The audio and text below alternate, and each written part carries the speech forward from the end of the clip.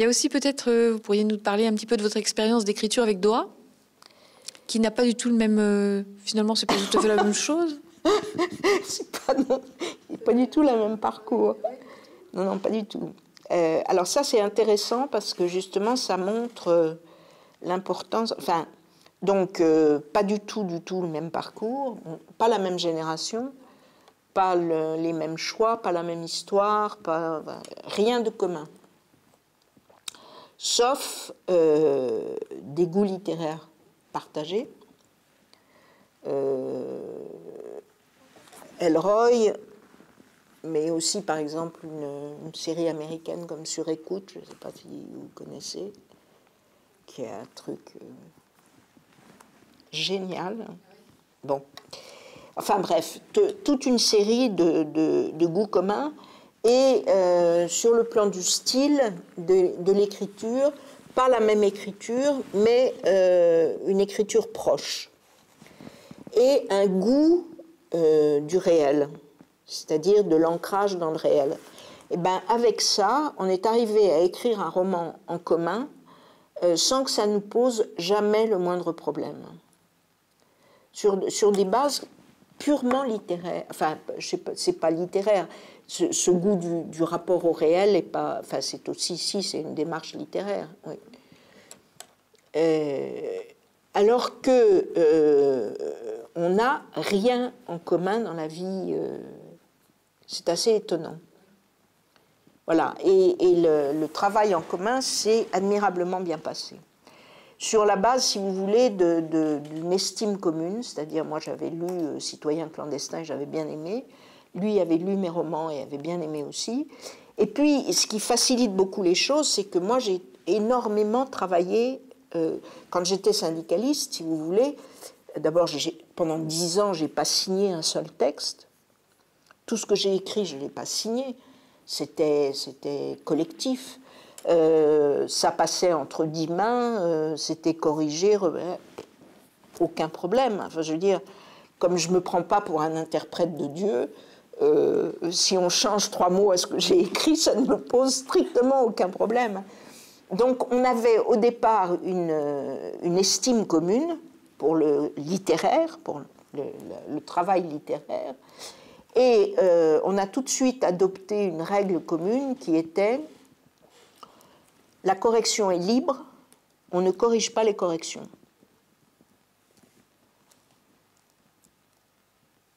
Et ça n'a posé aucun problème. Si vous avez de l'estime pour l'autre, votre parole n'est pas divine. Et il y a autant de raisons que l'autre ait raison. Enfin, je veux dire, a priori, il a autant raison que vous. Donc, voilà. Donc, ça s'est très, très bien passé, sans aucun problème.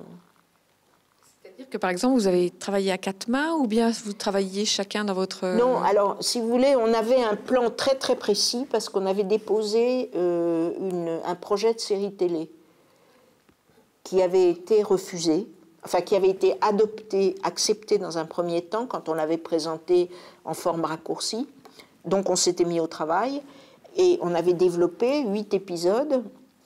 Et donc, on avait un plan. Alors, on en était au plan, hein, c'est-à-dire il n'y avait pas de dialogue, les personnages étaient totalement schématiques, enfin, mais il y avait un plan très détaillé.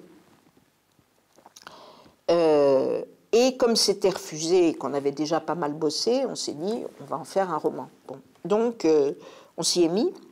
Alors, comment écrire à deux ? On a inventé une méthode, je ne sais pas s'il y a beaucoup de gens qui ont fait pareil. On s'est partagé les personnages. Donc on s'est fait chacun une liste des personnages. On a commencé par le premier chapitre, qui était le premier épisode de la télé, en se répartissant les scènes, comme on avait travaillé pour la télé, c'était assez facile, en se répartissant les scènes en fonction des personnages qu'on avait pris. Et quand il y avait des personnages de l'un ou de l'autre dans la scène, on décidait ensemble de celui qui était le personnage dominant dans la scène. Bon, et une fois qu'on s'était réparti les scènes en fonction de nos personnages, on allait les écrire chacun de notre côté. Ensuite, on se les échangeait, on corrigeait ce qu'avait fait l'autre. puis on remettait en commun, et puis on relisait encore le truc commun. Voilà, on travaillait comme ça. Ça a pris beaucoup de temps, mais ça s'est très très bien passé. C'est-à-dire, les débats qu'on avait étaient des débats vraiment sur le vocabulaire. À un moment, j'avais écrit je suis l'amant de votre fille. Plus personne ne parle comme ça.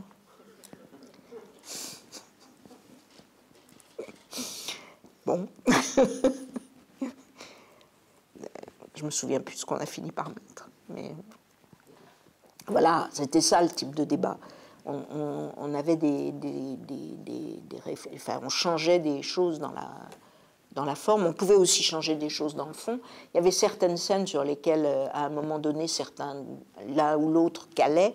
À ce moment-là, on les remettait en pot commun et puis on réfléchissait ensemble sur la façon de la débloquer. Le titre, c'est l'Honorable Société, je crois, c'est ça, oui. Hein. Alors, le titre, c'est vous, c'est l'auditeur, ça, je ne me souviens pas du tout. Non, c'était nous. Alors, qui c'était, si c'était lui ou c'était moi, ça, je ne me souviens pas du tout. Mais c'était nous, oui. Mais il me semble, ça, j'en suis pas sûre, mais il me semble qu'on l'avait déjà pour la série de télé. Alors, juste encore une chose, apparemment, Madoff est passé au théâtre. Oui. Alors, qu'est-ce que il y a eu une représentation. Alors, d'abord, il est joué en Allemagne, régulièrement. Oui. À Hambourg. Alors, ici, il a été joué une fois à Pantin. Ça s'est très, très bien passé. Et il va être joué une autre fois au théâtre à Bercy, au ministère des Finances. Parce que Bercy est superbement équipé, ils ont tout. Ils ont un théâtre magnifique, 250 places, jeux de lumière, derrière là pour les décors et tout, enfin bon, incroyable. Ouais, ça sera joué en juin. Et on espère avoir un théâtre à la rentrée.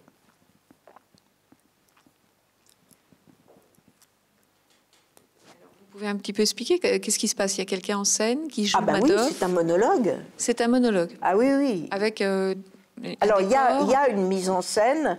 En particulier, il y a une mise en son. C'est-à-dire qu'il a... Bon, il y a une mise en scène, bon, dans la mesure où ça se passe dans la cour, dans le jardin de la prison. Bon, donc, il a personnifié un peu ce jardin. Bon, l'acteur joue un certain nombre de choses et il y a des sons en fonction de... Enfin, voilà, il y a une mise en son qui est intéressante. En Allemagne, non, c'est joué simplement comme monologue. Mais là, il y a une mise en scène, oui, il y a une mise en scène, mais le texte est le même. Et c'est très important. C'est un monologue, c'est-à-dire que, y compris quand il y a l'autre personnage qui dialogue, enfin, qui répond, enfin, quand il y a une discussion entre Madoff et son associé, c'est dit par le même. Parce qu'il y avait eu une lecture publique qui avait été faite à Tunis au moment du Forum social mondial, qui avait été faite par 2 acteurs. Et ça casse tout. Ça casse tout. C'est vraiment un monologue.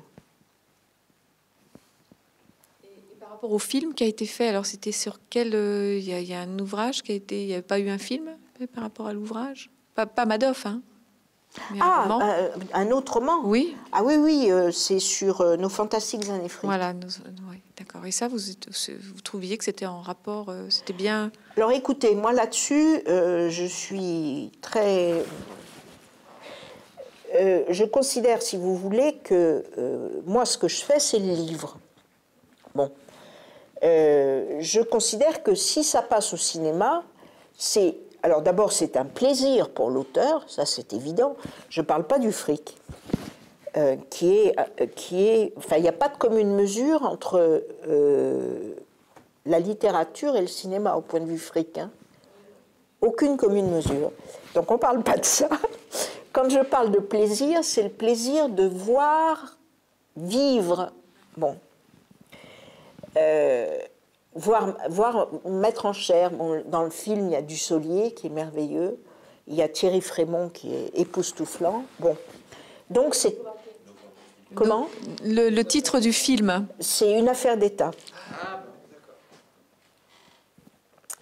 Je ne sais pas si vous l'avez vu, mais Thierry Frémont est stupéfiant. Bon, enfin bref, ceci dit, c'est une œuvre, le film est une œuvre originale. C'est une œuvre originale et moi, je refuse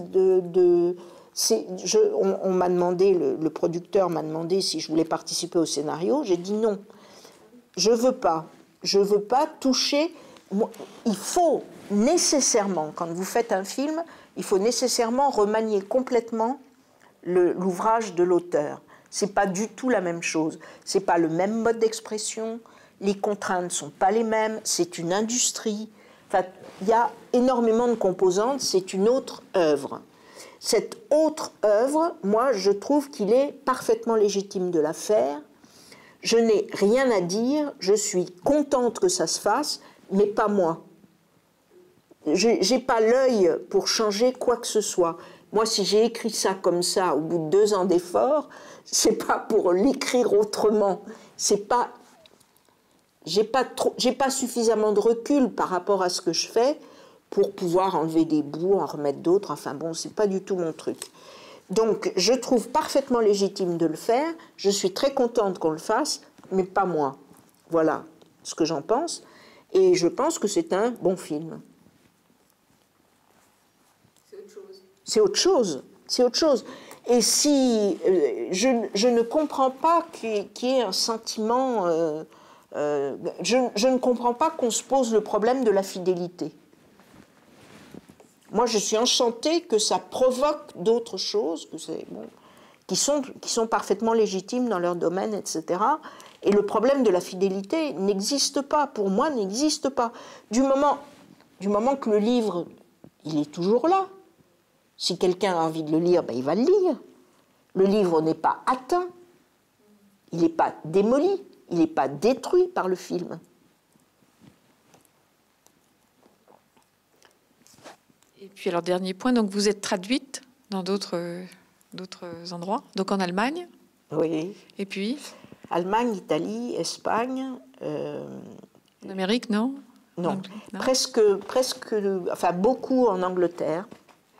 Mais pour l'instant, mon éditeur est mort, j'ai quelques difficultés à en retrouver un autre. Mais donc, pas mal de livres en Angleterre. Il y a des livres en grec, il y a des livres en suédois, roumain, russe. Et les Turcs viennent d'acheter 3 romans. Voilà. Donc là, il y a la traduction. Et ça, vous suivez ça de près? Comment ça se passe alors, les traductions? Je ne suis pas du tout. Vous suivez pas? Ah non. Donc il faut que ce soit... Alors, j'ai suivi Sombre Sentier en anglais, parce que c'était la première traduction. Donc, c'est émouvant, tout ça. Bon. Et puis, j'ai moi-même traduit un livre d'histoire anglais. Donc, je peux suivre. Et c'était un désastre. Mais alors, un désastre, on n'a pas idée. On n'a pas idée quand même. Bon, elles se sont mises à 2 pour traduire le livre. Donc, elles ont partagé le livre en 2. Moi, j'écris au présent. La première a traduit à l'imparfait, enfin au passé, et la deuxième a gardé le présent. Déjà, ça commençait mal. Ensuite, j'ai un style qui est très... il y a des phrases qui sont coupées. Il y a des phrases où il n'y a pas de verbe, ou d'autres où il n'y a pas de sujet. Bon. Alors, elles l'ont restitué quand même. Parce que là, ça n'allait pas. C'était pas correct. Donc, elles ont inventé les mots qui manquaient. Et puis, elles ont fait quelques contresens. Bon. Normal, ça c'est normal. Donc il y a eu un heurt avec l'éditeur anglais. Bon, d'abord, l'éditeur français ne voulait pas se plaindre. Bon, alors moi, Et donc, il y a eu un heurt avec l'éditeur anglais. Et elles ont protesté vigoureusement qu'elles étaient des très très bonnes traductrices et qu'elles avaient eu un prix de traduction quand elles avaient traduit les mémoires de Madame Geneviève Antonios de Gaulle. Bon, alors c'est clair, je n'ai pas lu les mémoires de Madame Antonios de Gaulle, que j'estime tout à fait, hein, aucune critique. Mais si elle écrit comme son oncle, c'est la nièce, hein, je crois.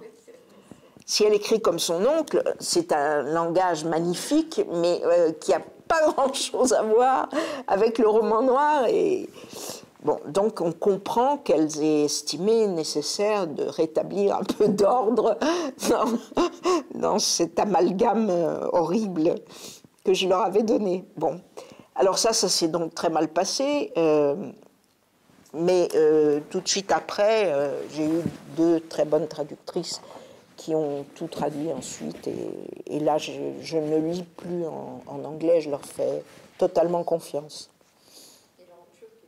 En turc, en russe, on a des doutes parce que c'est l'honorable. En russe, c'est grâce à DOA, parce que DOA est traduit en russe.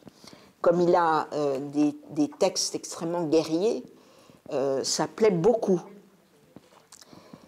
Sur la guerre en Afghanistan, ça plaît beaucoup. Et l'honorable société a été publié en russe. Il est nettement plus épais qu'en français. C'est déjà un peu inquiétant. Et sur la couverture, il y a une femme à poil avec un pistolet. C'est un argument de vente. Non, je ne vois pas du tout le rapport. Donc, je ne sais pas. Je ne sais pas. Carrément réécrit. Voilà, mais ça, c'est la vie, qu'est-ce que vous voulez? C'est la vie. C'est la vie et c'est pas grave. Ils vous ont pas invité en Russie pour parler de vos livres, c'est ça l'essentiel. Hein. Non. Ah, mais ça, c'est agréable quand même.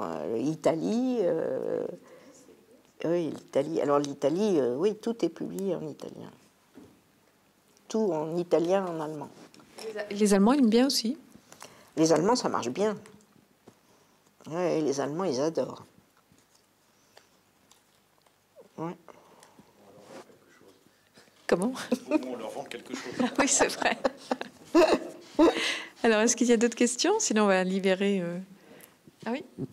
Juste pour continuer dans cette lignée, qu'est-ce que vous avez comme confrère écrivain dont vous vous sentez proche?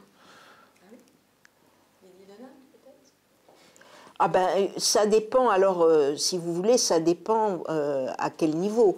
J'ai de l'admiration pour Didier de Nynx, qui a, par 2 fois, c'est très rare les livres qui pèsent, par 2 fois il a publié des livres qui ont pesé. Il a publié Meurtre pour mémoire, qui a donc pesé sur la mémoire du 17 octobre 1961, ce qui n'est pas peu. Et avec Canaque, il a sorti de l'ombre cette exposition universelle de 1937, où on a quand même exposé des Kanaks vivants. C'est pas rien. On a exposé des gens vivants. Hein? Bon. Et pour ce livre, il a pris des contacts en Nouvelle-Calédonie, il a travaillé avec les Kanaks, et à la suite de ça, il a mené la bagarre pour la restitution aux Kanaks de la tête d'Ataï, qui est un des héros de la résistance kanak, dont la tête était dans le formol, quelque part dans les réserves du musée de l'Homme. Bon, et qui a été restitué aux Kanaks. Donc, si vous voulez, j'ai de l'admiration pour ça. Je ne me sens pas proche du tout au point de vue stylistique.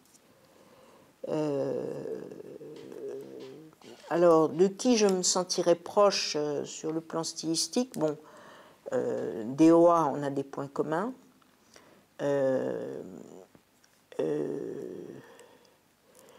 J'ai beaucoup, je me sens dans ma formation littéraire, les Américains ont été beaucoup plus importants que les Français. J'ai lu beaucoup plus dans cette période où j'ai redécouvert la littérature. J'ai lu beaucoup plus d'Américains que de Français. J'ai commencé à lire les Français quand j'ai commencé à écrire, parce que je me suis dit, à écrire des romans, on s'entend, parce que je me suis dit, si vous voulez, qu'il fallait que j'ai un peu une connaissance culturelle du milieu dans lequel j'évoluais, quoi. Et bon, par exemple, récemment, j'ai beaucoup aimé un livre qui est publié à la Série Noire. Alors, je ne parle pas là de ceux de DOA, mais d'un type qui s'appelle Alix de Niger, ou qui du moins signe Alix de Niger, qui a écrit un livre qui s'appelle I Cursini. Les Cursini, c'est le nom des chiens corses, c'est le nom de la race des chiens corses. Et il a écrit ce livre sur la collusion entre nationalistes et gangsters en Corse. Et il est hyper documenté. Et c'est un livre tout à fait passionnant. Donc ça, je me sens très proche de ça.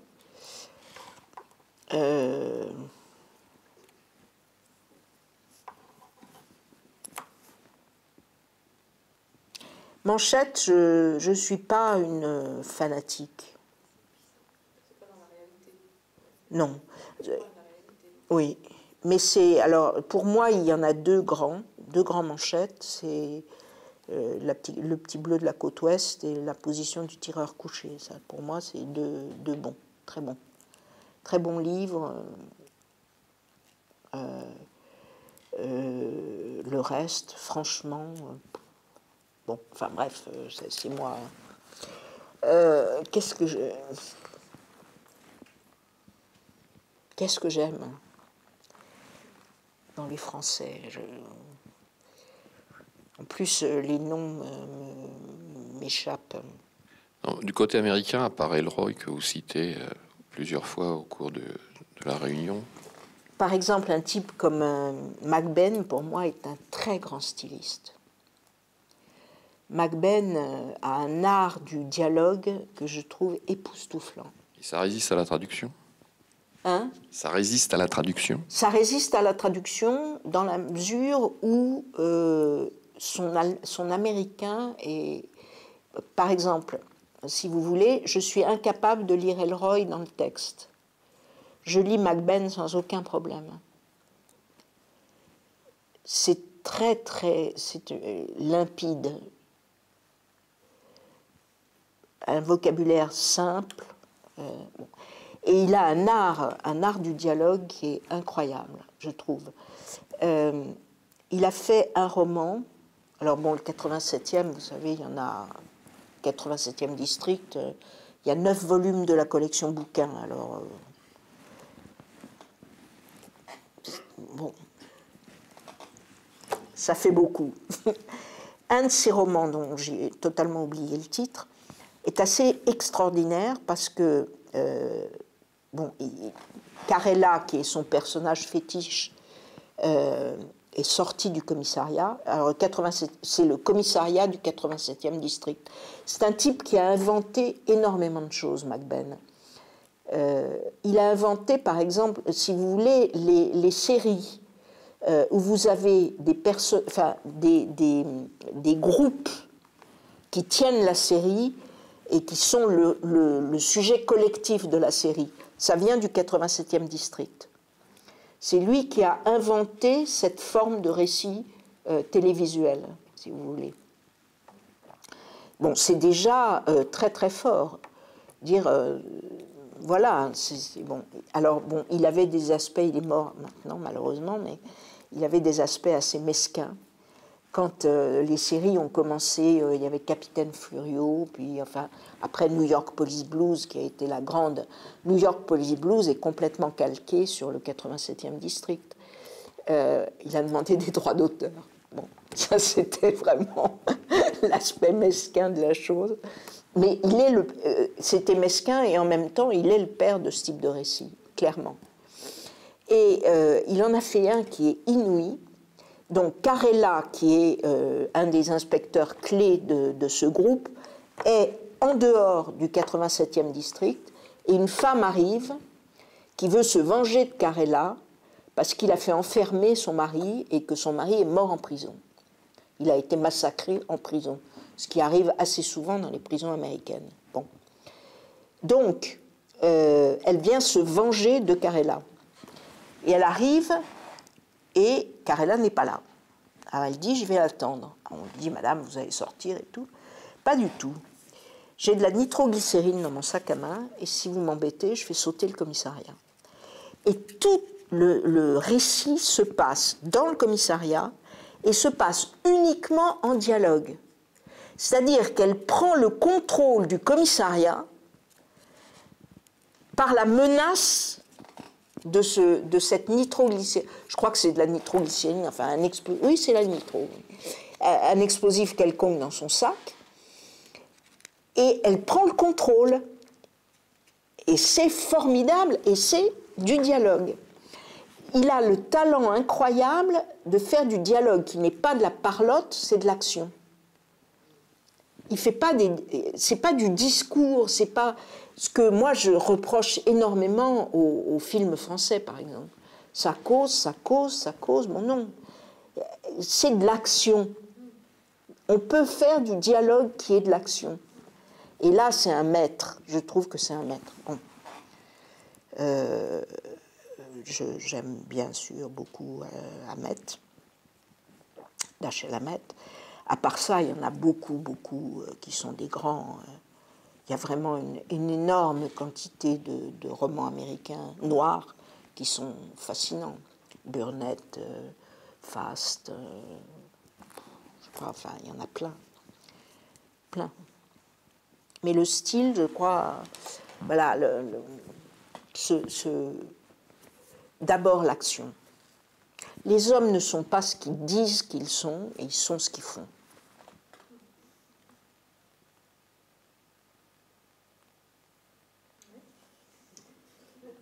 J'ai noté que vous aviez un projet vous aimeriez faire un roman autour de la fin de la guerre d'Algérie, oui, et la création du SAC. Oui. Est-ce que vous avez vu récemment sur Arte des reportages sur la mafia, enfin des documentaires, oui, sur la mafia corse? Oui, oui, et je les ai conservés. D'accord, je comprends. Oui, non, c'est très, très, très intéressant. Puis ce qui s'est passé autour de l'Algérie française, la création du SAC, ce qui est quand même créé au départ, pendant la guerre d'Algérie, contre l'OAS, et qui va finir par récupérer tous les membres de l'OAS. Enfin, tous les membres, pas tous, mais beaucoup. Beaucoup des dirigeants du SAC sont anciens de l'OAS. C'est fascinant.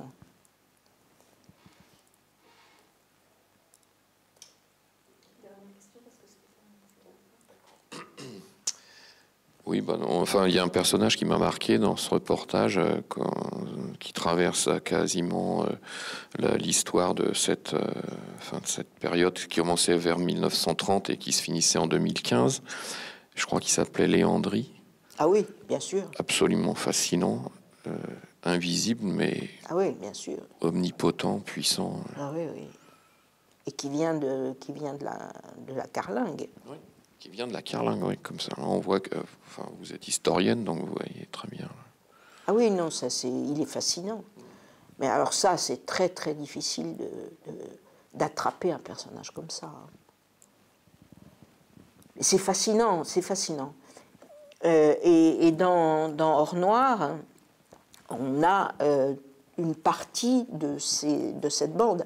Et on a en particulier Renucci, qui a un rôle très important dans le banditisme français, parce qu'il vient lui aussi de la carlingue, enfin, ou au moins de la collaboration. Je ne sais pas s'il était vraiment à la carlingue, mais il vient de la collaboration.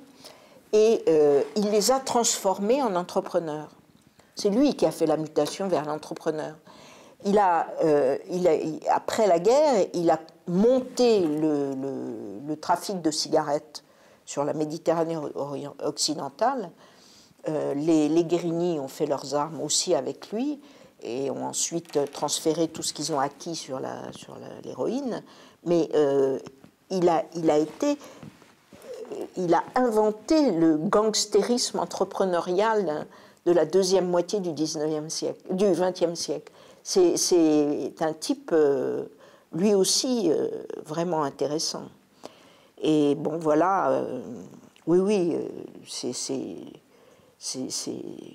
des personnages extraordinaires. Léandrie est mort il n'y a pas longtemps. Hein. Tant que ça? Je crois que c'était 95. Il avait... oui, 80 et quelques années. 80. Oui. Non, 95. Oui, oui. Bah, il avait 20 ans, 40 en gros, quoi. Enfin, Renucci est mort beaucoup plus vite, mais dans son lit.